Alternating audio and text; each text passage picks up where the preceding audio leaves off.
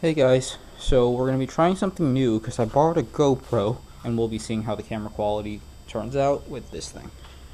Anyways, your favorite eBay company has decided to branch out into more BMW parts. So the makers of your cheap coilovers, Maxpeedingrods, have also made a heater control valve.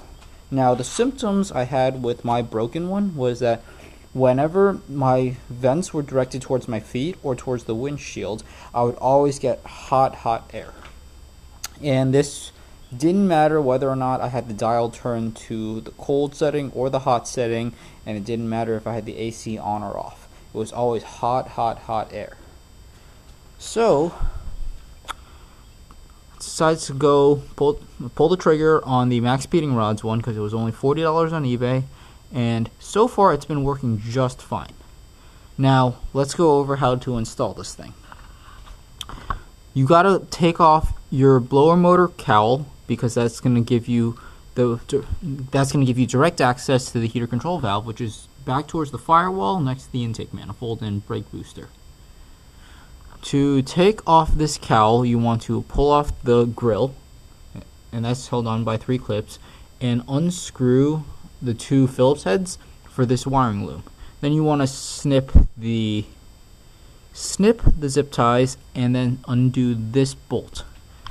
Then you come over to the passenger side, or the left side of the car, no, right side of the car actually, and you take off this ECU plastic cover, and then you take off the ECU cover, and then that gives you more room to wiggle this wiring loom around so you can get to the last 2 bolts for your cowl. Slide the cowl towards the right side, so towards your passenger side, and then lift it up out of the way.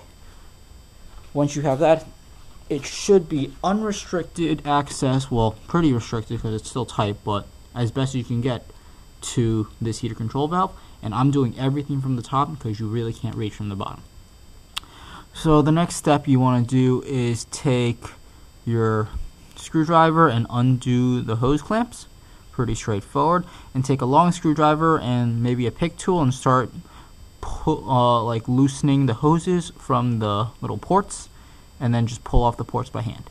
That's for the first 2 on the top. Then you have a 3rd hose underneath those, and once you have the first 2 hoses off, then you can get another screwdriver down there, loosen that hose clamp, and then just undo the hose and then pull the whole heater control valve up and off the top. Now to get it off, it's hooked in 2 ways. On the bottom of the heater control valve you have 2 ears, and it slots into this rubber mount, and then on the top of it, it has a hook that it slots into a hole on that rubber mount. So the way you want to do it is, so the ears are in, you pull the front right there up, so the ears kind of go up like this and they come out of the 2 mounts. Then the hook kind of just pivots this way, so you just want to lift it up and out of the hole, and then it is out. So reinstallation is pretty straightforward also. The way I did it was lube up all the 3 ports with Vaseline so the hoses slide over real well, and spray the rubber mount on the firewall with silicone sprays so the heater control valve slides in really easily. Then the process I believe I did was put the bottom hose on first and then slide it into the mount, and then tighten the hose clamp for that. Afterwards, put the top 2 hoses on, then put those hose clamps on, and then tighten those. Now you want to tighten them really well because you don't want to go back in this area and like be faced with a loose hose clamp, because you're really not going to be able to get to the 3rd bottom one. But if you orient them right, you might be able to sneak your screwdriver in there. But anyways, it's a very straightforward install. It's a tight space, but you can definitely do everything from up top, and you don't need to remove your intake manifold or dipstick or anything like that. So I hope that's helpful.